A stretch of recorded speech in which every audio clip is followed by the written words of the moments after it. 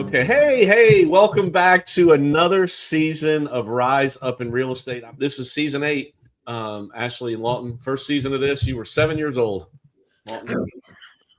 It's been quite a long episode, but it's the 8th season of our podcast. And I don't, when I think about that, I try to think back to the things that we've talked about in the past, like the episodes and the guests and the conversations that we had. Like I remember talking to Lori White about the time she accidentally took a gun to the airport and got arrested, thrown in jail. And one of our dear friends, Richard Singleton, was allowed to get her out after only one night.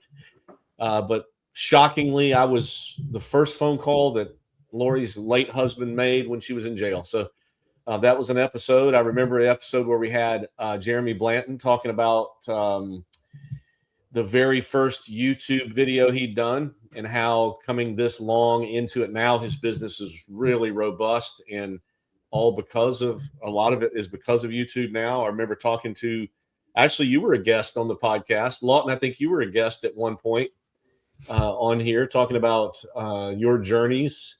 Do y'all have any favorite past episodes that you can pull up in your memory, or can you think of anything off the cuff? I mean, I think Ashley's was my favorite, and Lawton's was my favorite. Here we go. We're gonna start like that. I love it. I mean, if you're gonna brown nose, you might as well start from the very beginning, right? I mean, that's awesome.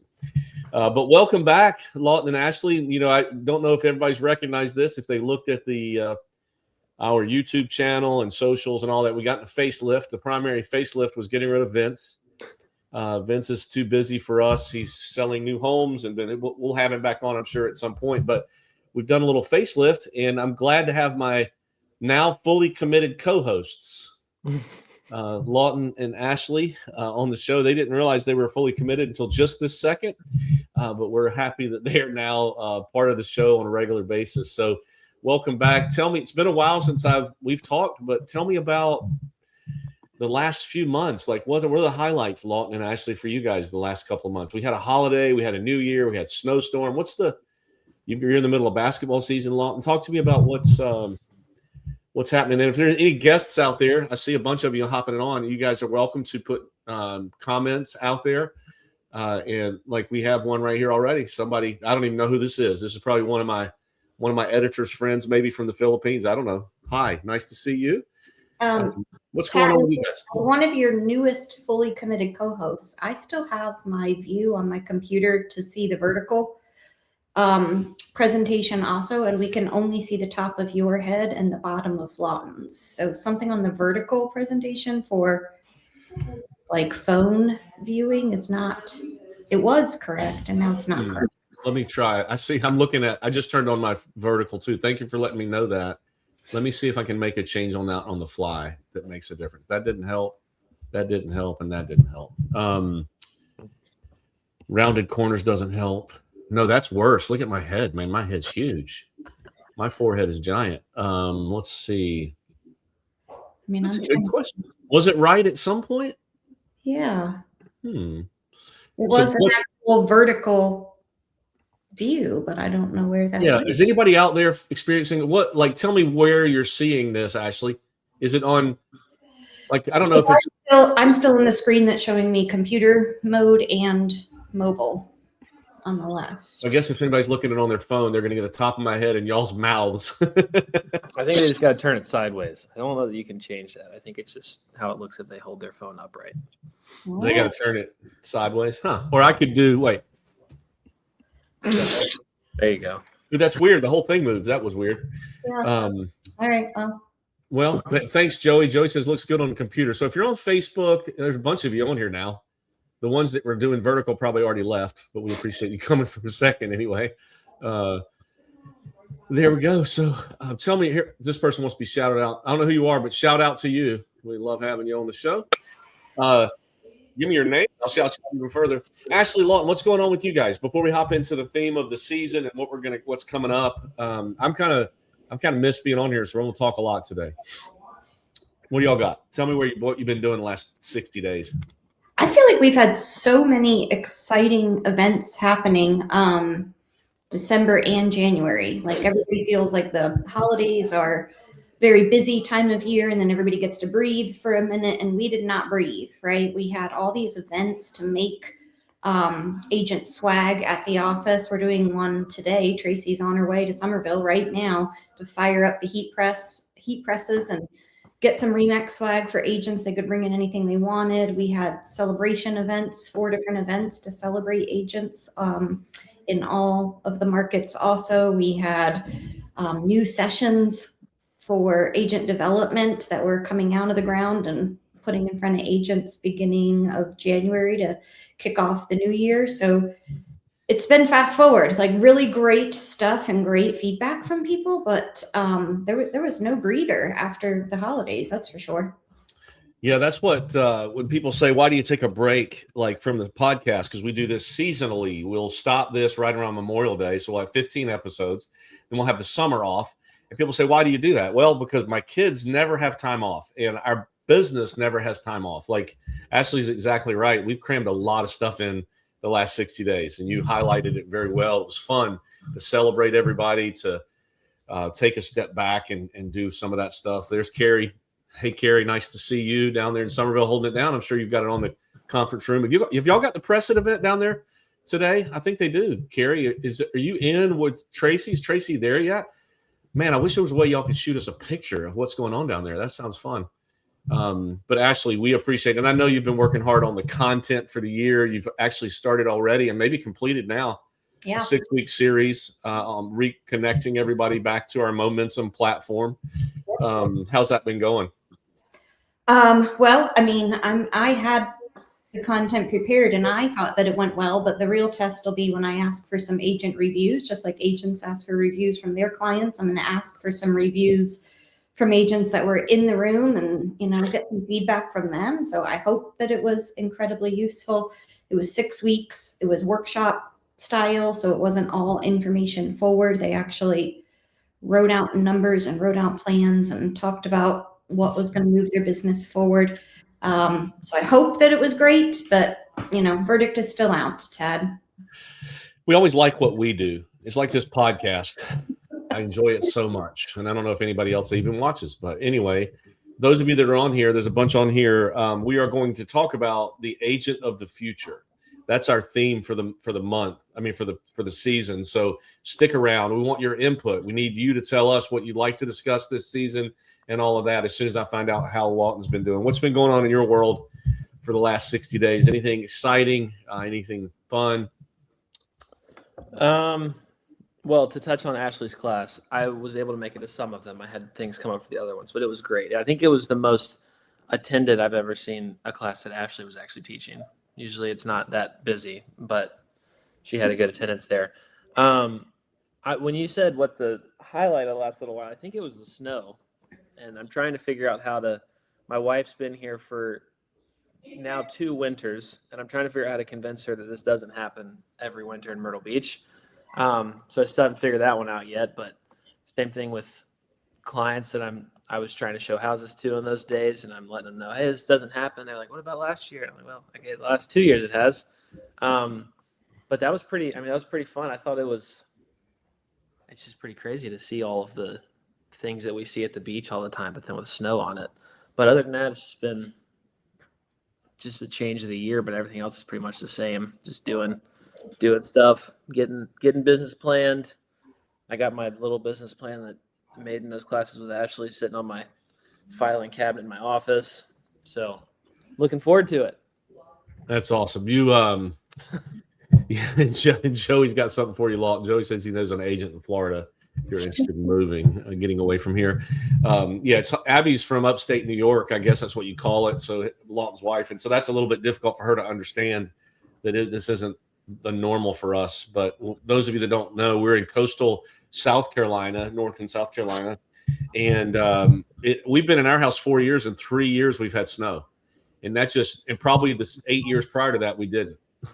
So it's been I don't know what Al Gore was talking about global warming, but just Shaw on that as far as we're concerned here in South Carolina. So excellent. And Lawton, you've got in full transparency, we won't talk about details, but you got a transaction that's on the rocks, kind of wobbling. And then don't we all go through that kind of stuff? Like, here you are, Happy New Year, right into February, and you just got one that's not going like you thought. Is that right?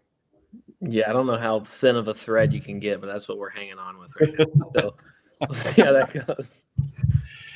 I won't tell you who it was actually, but I asked a lot, and I said, "Is there anything I can do? Like, how can I help? Like, is there any way that I could contribute?" And then I said, "Who's on the other side of the transaction?" And when I found that out, I was like, "Oh, you don't need my help because y'all got it covered. You know, the two of you, if two of y'all can't get it done, it just isn't meant to be." But don't we all have that kind of thing? So awesome. So here's what we're going to do. We did a little bit of introspection, just for those of you listening to this show live, and also those that will hear this recorded. Because by the way, we record on Wednesdays, and Mondays it goes on to all the podcast channels after it's edited.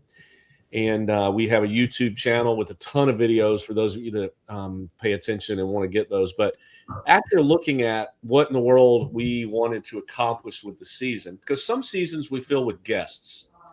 We talk to guests. We try to figure out what's going on in their business and in their lives. And some seasons we have, we just jump around. There's no pattern. Well, we decided that we're going to have a theme for this season. And the theme is to rise up in real estate. And you can see our little, I don't know if everybody can see our little logo. I'm pretty proud of this little logo up here. We use StreamYard as our platform. So sometimes I figure out where to get the logos and sometimes I don't. You'll see that. But we're going to talk about the agent of the future. When I say that, you guys tell me what you think of. What's the first thing that pops in my, actually, Lawton, you too, but even some guests hop in and tell me, what is it that you think of when I say agent of the future? Hey, Tara, nice to see you. Tara Carroll. What do y'all think about? Anybody?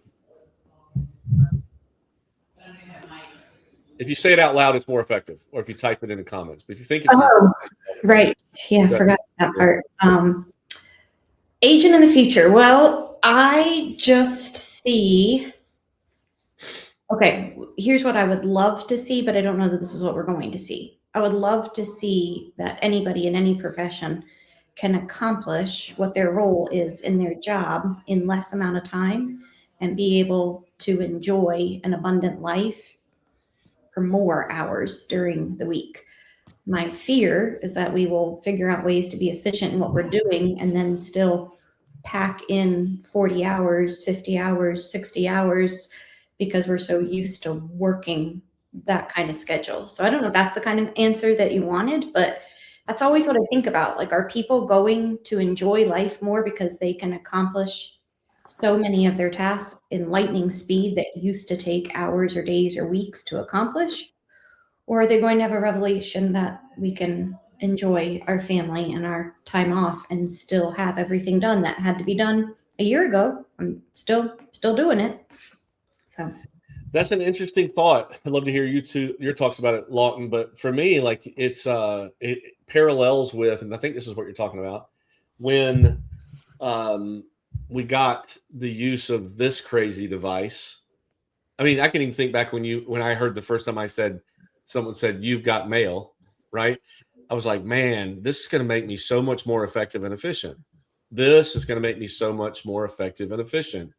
My computer or the intranet or whatever. But what it actually has done is the opposite. We might do more, but we've also crammed more in. We've figured out a way that it does give you more time, but we fill that with work, maybe not with pleasure. Is that what you're kind of what you're talking with? We just work more. Yeah, and listening to Zach Cass last year at R4 on the big stage during one of the big sessions, that nugget was really planted in my mind, because I believe he said something along the lines of, everybody in this room better figure out a hobby, because you're going to have to know what to do with yourself. If you've been a person who's always consumed all of their time with work, you got to figure out what you love to do, because now you're going to be able to accomplish your work in a fraction of the time, and you're going to be able to enjoy hobbies and recreation activities. And so I just keep thinking, is that really what people are going to choose? Yeah, I love that. What do you think of that, Lawton? Yeah, I was going to say along the same lines of something around technology and artificial intelligence and all of that that's coming and already here. But I think the people that are able to succeed in the future are going to be, like Ashley's saying, you're going to be able to do the exact same thing you did last year in a sixth of the amount of time, and then figure out where you want to put that rest of the time. Do you want to put it into doing more of that? Then maybe you're able to do more. But you also, like we're saying, there's going to be opportunity to lose other parts of your life because you're going to be able to create so much more. But I think this is kind of what Carrie's talking about too in the chat here, like the people that are able to succeed with AI while still keeping the interpersonal relationships, I think are going to be those that succeed because everyone's going to be able to use ChatGPT and AI and anything like that. But people that solely rely on that, I think, are going to fall off at some point. But if you're able to utilize that, you might work a couple hours a day and be able to do what you did last year in 8-hour days. I think that's crazy. Yeah, that's interesting. Great comment, Carrie. Lawton summarized it well. Here's the rest of it. They are able to use AI and other technologies to make things very efficient. It's interesting when I say the word future, we've automatically gone to technology like AI and apps and tools and all of those things. I think that's part of it for sure. And I think that's a natural. When I say agent of the future, I almost think of like I don't know, an astronaut or something that's like when we used to watch. Actually, you're just reached 40, so you might not remember this reference, but the Jetsons, like that was the family of the future, and they were involved flying around in cars. And I used to thought nobody's ever going to fly around in a car. I mean, they're not going to drive their car in the air to the restaurant, right? And now I'm like, you go to Vegas and you see a car pull up that doesn't have any people in it. Like the self-driving cars are here. I don't know that I've not been in one yet. I don't know when I'm going to, but that's a thing. So when I say that was the family of the future, now we're talking about the agent of the future, and we immediately go to the technology aspect of it. Like where can we leverage? And that's certainly going to be some of our conversations. Like I've got the list of, believe it or not, I've got the list of the episodes already planned out for 15 weeks. You can't even believe it. Those of you that have been on the show for a while, because I do a lot of improv and we flow a lot, but I've got AI in our daily lives, what actually works. We're going to talk about that a little bit. And I think Lawton and Ashley are so good at talking about this. We're going to open up their playbooks. I'm going to talk to Lawton about what in the world does he do on a daily basis with AI and help us understand, Ashley, how do you really use it? Because I don't know, everybody's talking about how long it's going to take for us to adapt or to start using it. What do y'all think? We'll talk about AI for a minute. What do y'all think is the adoption rate like right now? And maybe the people on the call on the live stream can speak up. How many of you are using it on a regular basis? And actually, Lawton, how long do you think it's going to take people to get where this is a normal part of everybody's day? Are we there yet? Or is it 20%, 80%? What is it like? You want to go first, Lawton? Sure. I think depending on age and what your life looks like, I think we're already there for most people. Like I think unless you don't use your phone or computer ever, like I think you use it at some point. I mean, people in my generation and even older than me, like we're almost not going to Google anymore. Like you're going somewhere where you can ask the same thing, but it's going to talk back to you. But now Google responds to you with AI. So I think it's almost impossible unless, again, you're on a homestead, never touching technology, to not use it. So that's my opinion. I don't have a percentage, but that's what I feel like. Ashley, do you think that's because of his age? You're sitting in rooms with all different ages, right? What is your, like when you have your AI class, your quick hit on Tuesdays, and when you teach a class on it specifically like you've done or are doing, what is the attendance? Tell me about the age, the generations that are there, and what are you seeing as far as putting it into practice? Because Lawton's generation is probably very comfortable with it. Yeah, I would probably say that it's maybe my generation and older that are tuning in most frequently. And I have well surpassed 47, and I know the Jetsons. And I mean, I'm not sure I want my own Rosie around the house all the time, but I totally understand and resonate with that reference. So I would say that I have people that are, like I said, my generation and older that are tuning in to the AI quick hits on Tuesday mornings, which are meant to just give people a bite-sized piece of information so they don't get overwhelmed with all of it.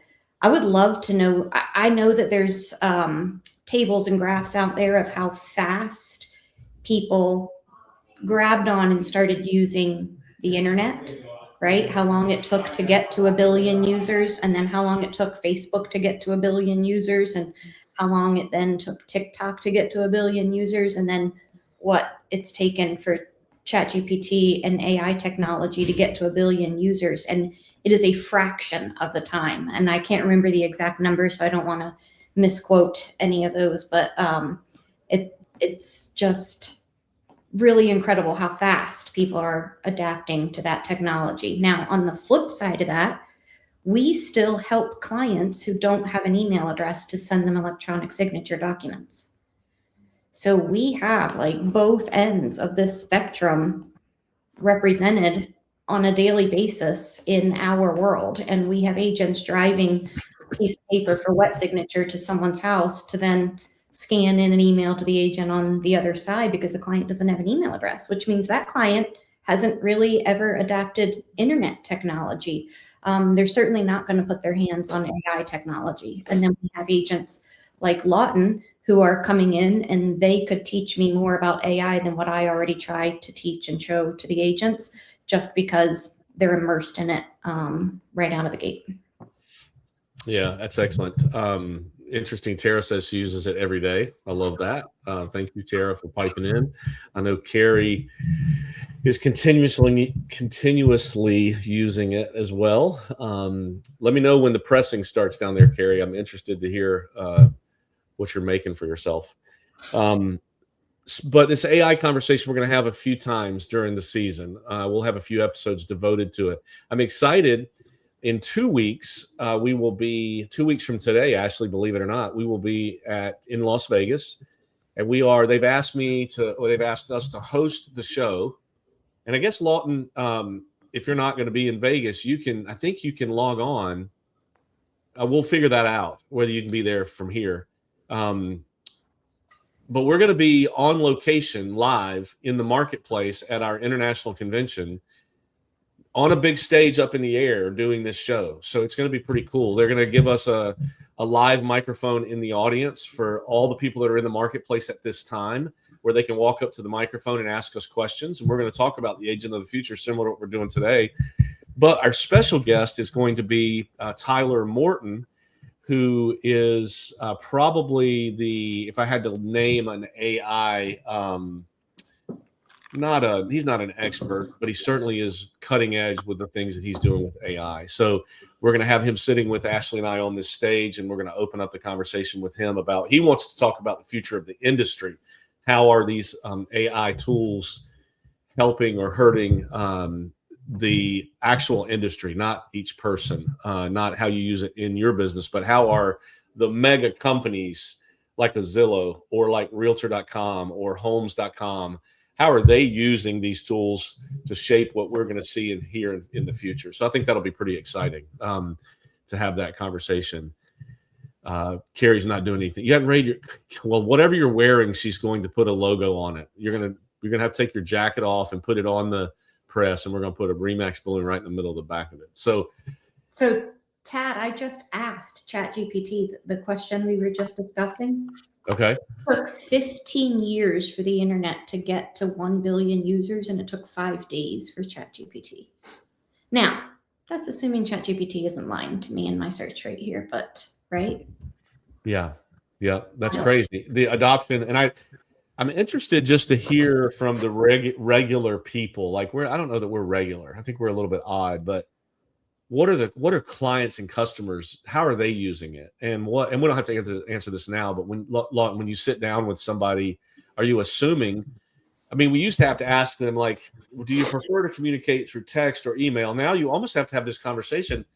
We know they've Googled everything in the past, but now are they getting on ChatGPT and doing their homework and their research? Because, man, there's so much out there that if a client and customer comes and sits with an agent and has done all of that research, it really impresses on me how much more we have to be on our game and how much more we have to be studying the trends and understand things. And actually, you casually made a pretty good point that I should say, and I noticed it this morning when I was doing something on Chat GPT. Also, the output that you get is not always accurate.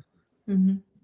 And a lot of times, like I find that my Chat GPT, I named Ruby because we actually wanted to have a daughter named Ruby, but we're not having any more daughters. So I named a chat Ruby. And so I'm having a conversation with Ruby. And sometimes I feel like she's placating to me, like she's being patronizing, like telling me what I want to hear. Mhm. And I'm sure I've set her personality up that way. And that's most comfortable for me. But sometimes I have to say to Ruby, okay, that's really sweet, but can you give me the real answer? Like, talk to me a little tougher than that. Do you find that, Ashley, or a lot when you're using it? Yes, all the time. When I need feedback on something, I will actually type in there, don't be flattering. I need for you to shoot straight and give me this kind of answer, this kind of analysis. Because it wants to, I think that's helped more people gravitate to use it because it's a little boost in how you feel about yourself for the day. Like you can feel great having a little conversation with Chat GPT and it just tells you everything you're doing is so smart and so wonderful. And so sometimes you have to coach it and just tell it, I need the real answer here. I don't need any flattery. So this is I want to get your comment, but this to me is very fascinating because we never, ever, ever did that with Google, ever. You just would search Google, get an answer. That's the gospel. We're going to believe it. There might be 5 or 6 different links or whatever that you could go and find out your answer. But we never said, hey, be easy. Here's the thing we also say. I've heard people say, don't worry about AI replacing you. It can't understand the human element. But actually, what you just described is the human element. Mm-hmm. And it's scary, but it does make me feel certain ways. And it does talk to me in a certain way and it learns me. And so that's a little bit alarming to me that it's more than just facts. There is emotion somewhere in there. Am I wrong, Lawton? Do you find that when you do your stuff? Yeah, I think the CEO of OpenAI tweeted, I think it was even a couple days ago, he actually tweeted a prompt that you can tell ChatGPT that corrects it from always telling you what you want to hear. Because basically from the baseline, it does most of the time tell you what you want to hear. Now I think we all see, like you can kind of, if you ask the right questions, you can coerce it and say whatever you want to say. But so you have to be honest in what you're asking. But there's a prompt you can put in to kind of train it. No, hey, I don't want you to tell me exactly what you want. I want to hear. I need you to be like honest and come from this point of view. But I think like if we're going to say it's not going to replace us, I think every time that we send something to chat, it's learning how to replace, like not replace us, but it's learning how to be us. It's learning how we think and how we talk. And that is like, it is a good way to continue a conversation with someone who's telling them what they want to hear. So I think you have to be intentional, like Ashley's saying, like, hey, if you ask something and you hear it back and you feel like it's always telling you yes, like be like, wait a second, like be honest with me. Is this actually what you mean? And then sometimes it'll say, if I'm being totally honest, and it'll kind of adjust a little bit. So, I mean, it's a tool that you dig into to get past some of that. But I think it is that part of it is scary to me because it's the way you ask things, you can make it say, like if I ask it something about myself and I know I'm doing something wrong, but the way that I ask it, I can make it sound like I'm not really doing it wrong. And ChatGPT is going to affirm that. And then that part is scary to me. I don't think it's going to totally replace us, but that part is like, that could lead to some unhealthy mental mindsets, at least for some people. It's somebody that created this thing had to have this conversation before they had to have this conversation before they created it, because I'm not sure now that you say it, I'm learning this as we're talking here. And this is what I love about this show. I've said it a bunch of times. It's what I learn on here. I'm not sure that I ever asked Google in my past its opinion on something. I don't know that I ever went in and said, which way should I do so-and-so? I would go and say, tell me about this topic. or this thing that I'm looking for. I would look at videos and say, how do I cook something? Or I'd look at YouTube videos and I'd go and find, but I never would ask it its opinion. I don't think that I can remember, but that's almost what we always do. Or I do that a lot. Maybe not always. That's an exaggeration, but that's what I do a lot with these AI tools is what do you think might be coming in real estate, or what do you know? Isn't that interesting? So that is a human element. Actually, am I crazy? Like I'm having like an aha here. Well, I'm not sure any of this either proves or disproves your sanity, but no, I think that you are you're correct, and I'm skeptical, or not skeptical. I'm cautious around AI, and because of what I share with agents, I think that there's this idea amongst all of the people in our company that Ashley loves AI and does everything with AI and thinks that everything about it is great. I'm actually really cautious with it for just that reason, because there's so much of an unknown. Do I use it to be more efficient? Do I try to share with agents how to be more efficient? Absolutely. But I try to be responsible with certain aspects of it and try to have my eyes open to what's happening all around, because yeah, there's just a lot of unknown, and exactly what you just touched on. So no, I don't think you're crazy. Very good answer that it has nothing to do with my sanity, because that's related to other things, which we won't discuss on this show today. But you can ask Chat GPT what they think. Hey, one other question before we move on to other things about the agent of the future, and I'd love to hear from the people that are listening too. Do you guys we always talk about Chat GPT, but I'm learning, and I have learned, that there are a lot of other tools, a lot of other like Perplexity and Grok and other platforms that you can use. Do you guys use those? And I have a certain coach that talks to me about which ones are best for certain things. Are y'all using more than one? And I'm going to ask Tyler this question, and it's going to be a very complex answer, but I'm going to ask him anyway. What do y'all do? I will say that I've kind of mainstreamed into ChatGPT and then some Gemini, since we all use Google Workspace. Gemini comes loaded into Workspace. But I'm learning more about some of the other platforms, but I have not been digging in and really getting my hands in there. Gene Carter joins almost every single week for AI Quick Hit, which I love. And he is very analytical, and he's so smart. And so his contribution to that is always very valuable. And he said that he uses Perplexity for certain things, and that how he can explain it is that ChatGPT gives him the high school answer and Perplexity gives him the master's degree answer. He just feels that it's kind of more sophisticated in how it's relaying information to him. But I have not been in there using it personally. I'd say those are the two biggest ones that I'm using right now, would be Gemini and ChatGPT.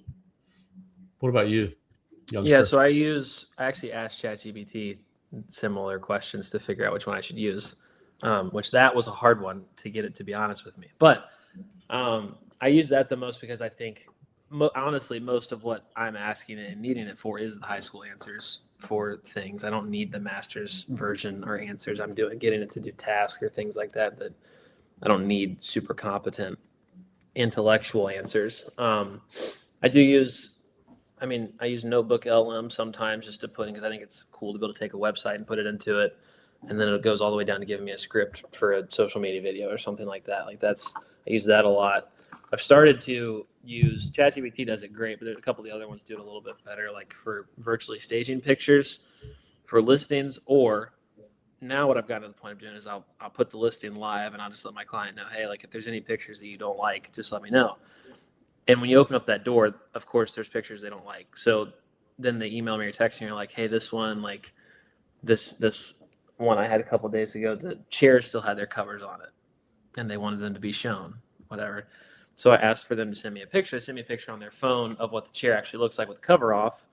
And I went into ChatGPT and was kind of like, hey, here's what the picture looks like that I originally posted. This is what the chair actually looks like. I need you to take the covers off the chairs.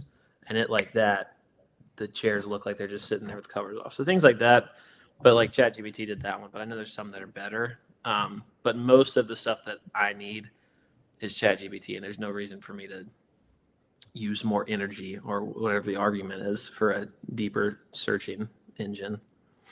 Yeah, good. That's Tara had to leave. I think this is Jeremy Blanton. I think is that Jeremy? New little picture. Yeah, look at that. Jeremy, that's fancy, man. I think that has something to do with his trading business. Like he's serious. Like it's very serious. And then there, look at there. Both pages. There we go. There we go. Now we got him here. Nice to see you, Jeremy. I thought that was you before. I'm glad you're here. Yeah. So I think there's some discussion that we can have as we go forward about the different models. Like I actually had a coach tell me, and maybe I'll find out a little bit more about this before I talk to Gene Carter. I think this coach told me that Perplexity is not what are they called? LLMs or some sort of language model. That's what ChatGPT is, and Grok is, and Gemini. But Perplexity is something else. So I don't know if it's limited in what it gets, or if it's compiling and it's actually its own language. I'm not sure. But there's a lot of opportunity for us to learn more, I think, as we talk to Tyler and go a little bit deeper into some of that stuff. Isn't it also interesting? And I don't mean to get sidetracked. This is so fascinating to me. Isn't it also interesting? Can you imagine the guys or gals at Google sitting around it's almost like one day they were the major search engine and the next day they weren't. And then you started Googling, and now Google answers are not the same. The first answer you get primarily when you Google is an AI answer, isn't it? And so they had to sit in this room and listen how quickly they had to make this decision, because it changed pretty quickly. They said, you know what, we're getting ready they could be like Blockbuster. They could have gotten left in the dust, but they were willing to adapt, and they've changed, and Gemini's now they're driving a lot of their answers. So they probably were, don't you think they were probably scared at some point that they might be getting ready to lose a major part of the eyeballs looking at their tool by what AI was doing? Am I right or wrong with that? Oh yeah, I think it was a big race to who was going to release first and loudest with AI capabilities, and ChatGPT was just a little ahead than Google, and now ChatGPT has established itself as the replacement word for AI. So we don't even say that we search something on the internet; we just say we Googled it. It's a verb now. That wasn't how the platform started; it was a noun. So same, I think, with ChatGPT, and they just won the race to get out into the world first and loudest. I always share with agents to think about what they want to have at their fingertips and what they need to pay for versus use free versions, because that's a slippery slope. So think back to when we were all paying for cable TV, and then all of a sudden a streaming service came out, and we're all going to cancel our cable, and we're going to save so much money by streaming. Well, now I would bet that there's a lot of households that if they add up all the streaming that they pay for, they've doubled what they used to pay for, in cable TV. So it's kind of the same slippery slope, in my opinion, with all different AI technologies. Everybody wants you to subscribe.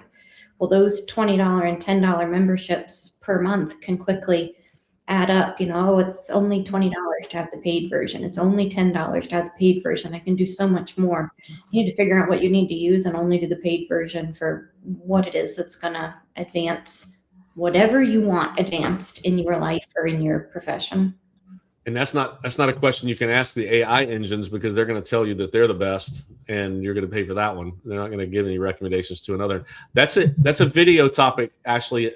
Thank you for that content. I'm going to talk about Google going from being a noun to a verb. I love that. Yeah. And how now chat's doing the same thing. Wanted to say, hey, Jeremy, Jeremy Blanton, I told your story earlier about you were one of my first podcast guests talking about just getting started in YouTube, and now you've built that into a business that everybody respects. And thank you for being that guy. And wanted to say hello to Sean Kemp. I'm not sure I've ever noticed that Sean's ever been on our show before, but Sean is a stand-up guy in our Somerville office down in Charleston, and is also a full-time fireman. And I love that public service part of this guy and what he does with a very successful real estate business. So, Sean, thank you for taking a few minutes to be on the show. We appreciate you very much. So AI, could we talk the whole season about that? Probably. In the last few minutes that we have together, because Ashley, this year this season, I'm going to try to hit the 45-minute mark instead of the hour mark, which means you might make it to your next class on time, and I might make it to my next class on time. So I'm going to try, which means we'll probably go to 50. But anyway, it'll be better. Let me share a few things that are on this topic list, and if you guys want to pick one of them and talk about it for a minute, we can. But agent of the future, it's not only going to be AI. We're going to talk about agents who thrive versus agents who complain. We're going to talk about mindset a little bit. And Ashley, I think you had maybe brought this topic up about how the future mindset matters. Am I right? So let's talk about mindset. Lawton, you're in the trenches every day doing this business. You get a punch in the gut. You hosted an open house. Somebody wanted to buy the house that you were hosting, which never happens. They go under contract. You were so excited. Wow, look at this happening after all these open houses I've done. And then a week later, they're trying to cancel. So talk to me about practical mindset in the saddle when you're doing business. Ashley, you've been there too, but you talk about what you see in the classroom with mindset and how that matters for success in the future. We're going to do a whole episode on this, but let's just do a 30,000-foot view and chat about it for a second. I'll answer since Ashley was dying for a second. Thank you for stepping in. Yeah. I mean, in terms of what you just explained, I think it's practical for kind of what every day looks like. Like, we drive into the ground having a business plan in the beginning of the year, but it could be in the middle of the year if that's when you started.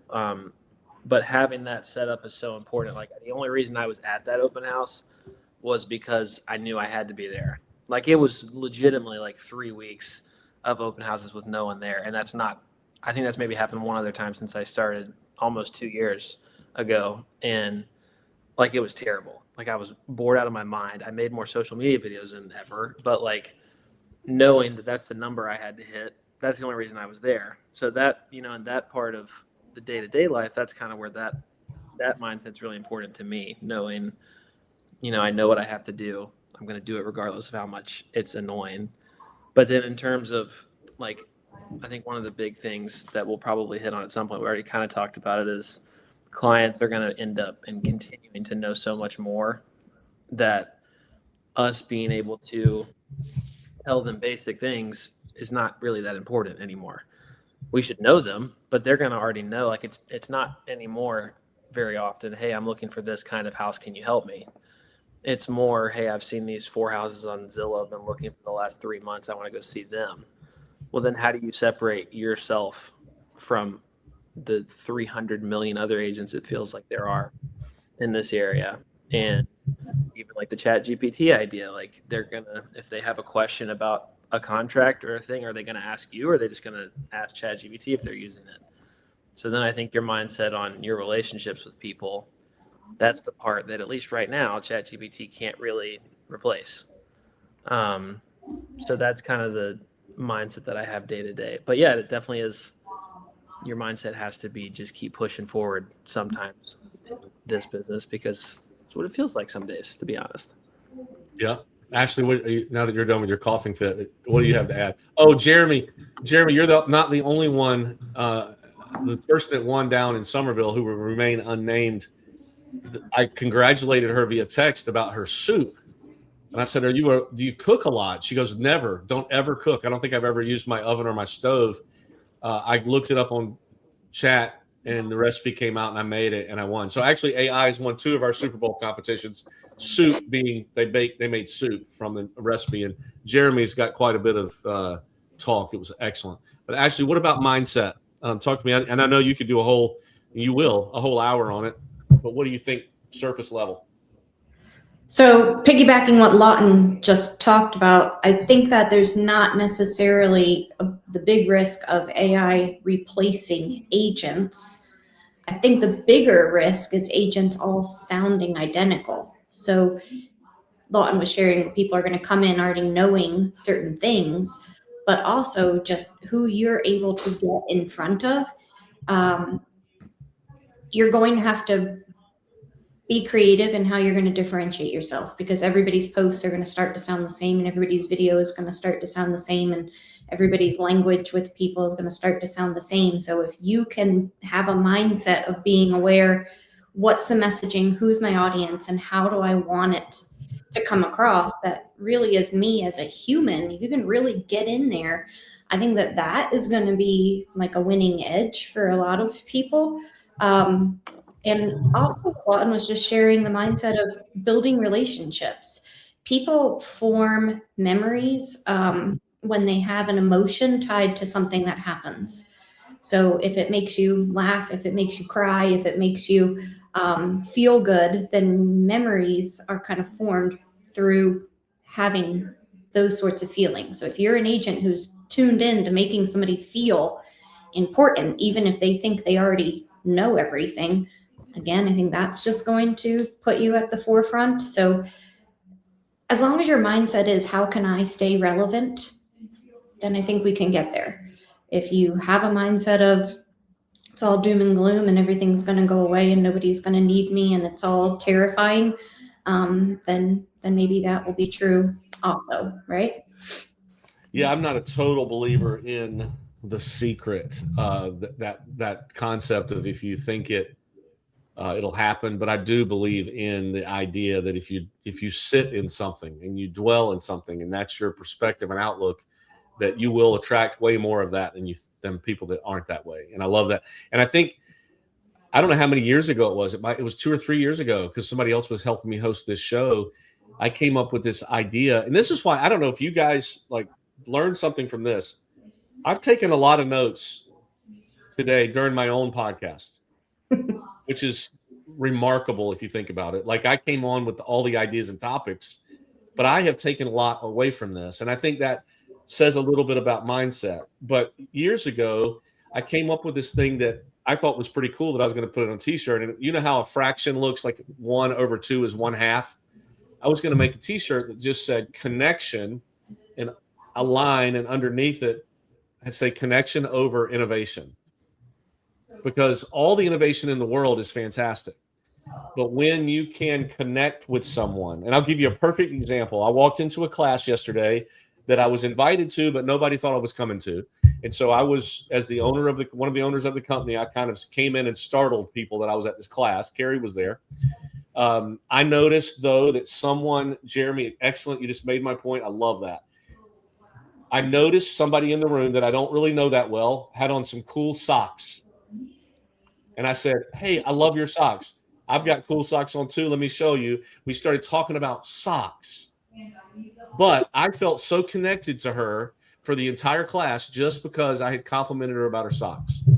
I could have not done that, and I could have sat beside basically a stranger, right? And us not had anything in common. AI's not there yet. Like, you can't actually, I told you your hair looked pretty today. AI isn't there yet, where you have a camera in your living room and it sees you walk through, and before you walk out the door, it says, Ashley, you look stunning today. Thank God. I hope it doesn't ever go there, because that's weird. But imagine those kinds, just small little things like that. And Lawton is one of my favorite humans, obviously, but he's very good at this at his age. You recognize things about people and you try to connect to those things. And connection will win 100% of the time. Mindset, we'll talk about next week. We're going to talk about the topic is problem talkers versus solution builders. And I think, man, I mean, this is here's Jeremy's comment. The same is true with social. The first part is social before you try to become a media company. But you first have to be social. Love that. Love that. Social media. Now, we could also talk further, Jeremy, about authenticity, because I think what you see on social, like yours, that was a great example for how you built your business. People would say, I think I've seen you used to do it about cooking. Remember? You used to grill, when you were grilling, you would set up your camera and you would teach people. People would say, hey, I saw you cooking so-and-so. Well, you were connecting with them, and then you built a business around it. on social media, you have to ask what's authentic and what's not. Some of it frustrates me that, I mean, everybody's got something new and great coming. My favorite thing is this is going to be epic. We're leveling up. I mean, I'm just done with all of that. Connect with folks. So before we go, Agent of the Future, Season 8, every Wednesday at 10, except for when we're in Vegas, it's going to be a different time, but every Wednesday at 10 o'clock live stream. That episode will then be public Monday following as a podcast. So we're going to do 15 of these with about one special guest every month, other than the special guests that are always on here with Lawton and Ashley. And next week, we're going to talk about the problem talkers versus solution builders and dig a little bit deeper about self-talk and all of that. We'll have Tyler with AI the week after that in Vegas, and then we'll just be launched into a lot of conversation. The show is so much better. I think Ashley and Lawton would agree with things like this. When you comment, I started the episode by telling you a story about Jeremy before he even came on the show today about how I remember his first user on YouTube, and now 85% of his business comes. But the show's so much better when you guys participate. So that's why we do it live stream. I can see Ashley and Lawton anytime I want, right? We do this so you guys can hop on and ask questions, and you can comment, and you can get. So somebody told me not too long ago, hey, we need to get together and have a talk about what should our mindset be in 2026. That's what we do this show for. So come on and ask some questions, and we'll dig into that. But thank you, Ashley and Lawton, for being here. Ashley, you're 8 minutes early for your class. I'm so happy for you and for me doing that. You guys have any parting words before we go? I just wanted Lawton to know that his hair looks nice today, too. You know what? Ashley. It does. My 8-year-old on the way to school the other day said, I have a big forehead. And I turned around to Hazel and I said, look at the size of this. And next time you're with your brother, Lawton, look at the size of his forehead. That's just what we do. Hey, look at this. Look at this right here. I want to shout out to Sierra in our company. You see this? How cool is this koozie? Yeah. Right? I mean, with this wallet, got Remax on one. So look at this. Look at this. Bam. Oh, nice. Is that nice? Nice. I did put the Captain America sticker on there, but I thought about it. I might put it on the bottom so people don't laugh. But you guys, thank you so much for being here. This is Rise Up in Real Estate, episode 1 of season 8, The Agent of the Future. You guys have a fantastic day, and we will see you next time. Thank you, guys. Yeah.